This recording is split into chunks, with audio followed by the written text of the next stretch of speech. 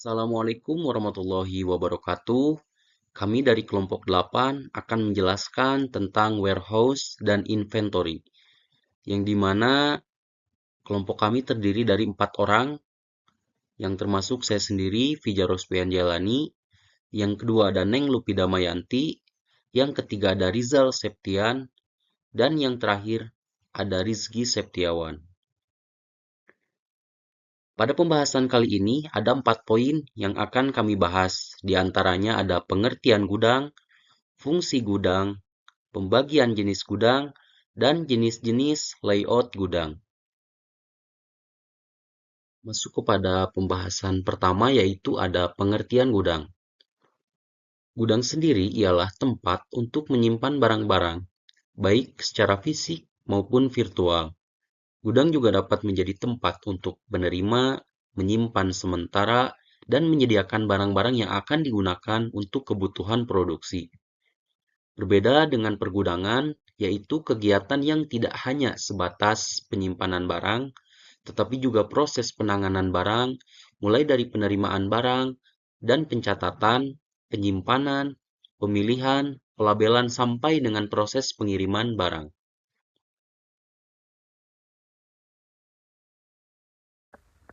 Assalamualaikum warahmatullahi wabarakatuh. Saya Rizky Septiawan di sini akan menjelaskan mengenai fungsi gudang. Para ahli mengatakan bahwa gudang memiliki beberapa fungsi, antara lain yang pertama ada penyimpanan. Gudang adalah tempat untuk menyimpan barang seperti bahan mentah, barang setengah jadi, dan barang jadi. Yang kedua yaitu pengaturan.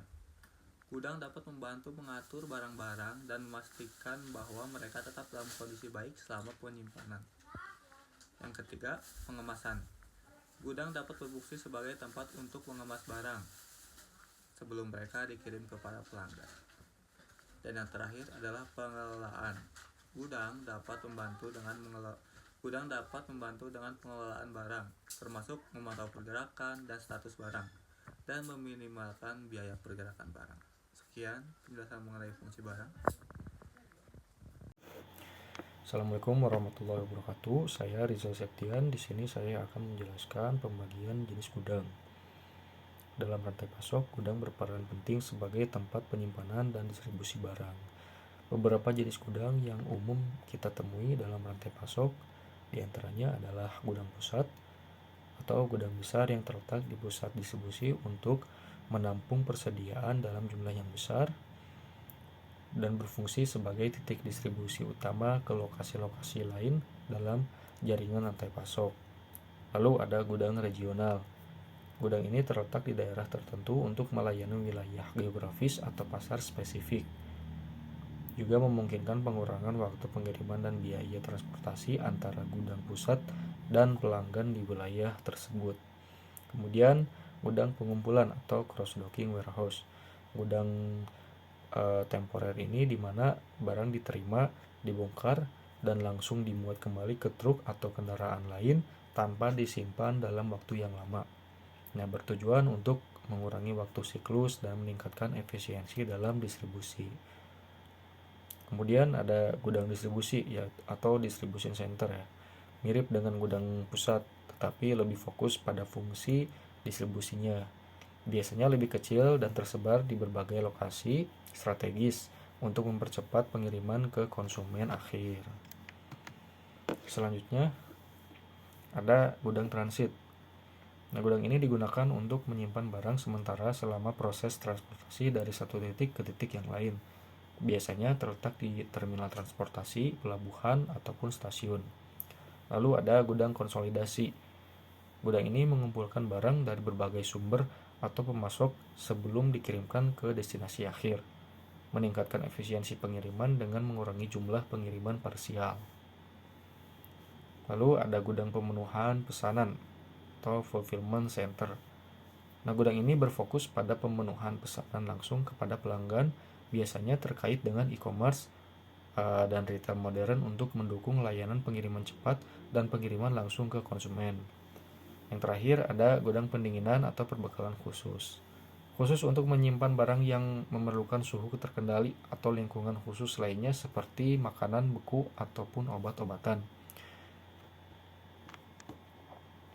Itu yang dapat saya jelaskan mengenai pembagian jenis gudang. Terima kasih. Saya Nenglupi Damayanti, di sini saya akan menjelaskan mengenai jenis-jenis layout gudang.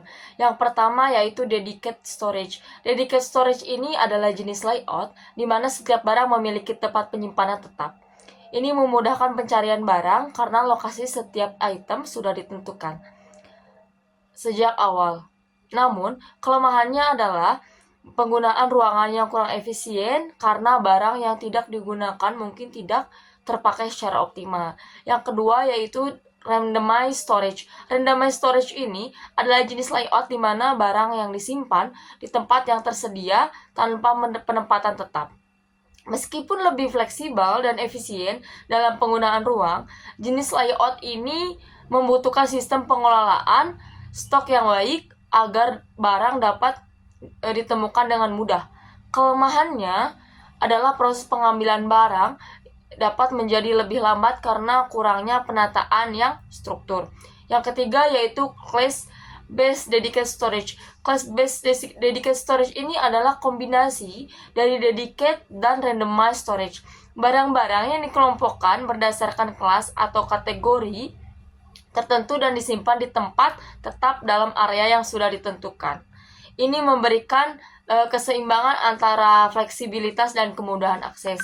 Selanjutnya yaitu keempat, share storage. Share storage ini adalah jenis layout di mana ruangan penyimpanan digunakan bersama untuk berbagai jenis barang. Jenis layout ini cocok untuk gudang yang berbagai macam produk yang memiliki rotasi tinggi. Kelebihan layout ini adalah efisiensi ruang yang tinggi, namun membutuhkan pengelolaan yang baik untuk menghindari kekacauan. Selanjutnya yaitu single aisle layout atau bisa disebut dengan tata letak lorong tunggal. Jenis layout ini di mana barang disimpan di sepanjang satu lorong. Ini cocok untuk gudang dengan volume penyimpanan yang relatif kecil dan barang yang tidak terlalu banyak berubah. Yang keenam yaitu truck flow layout. Truck flow layout ini adalah layout di mana barang disimpan di sepanjang jalur yang menghubungkan area masuk dan keluar.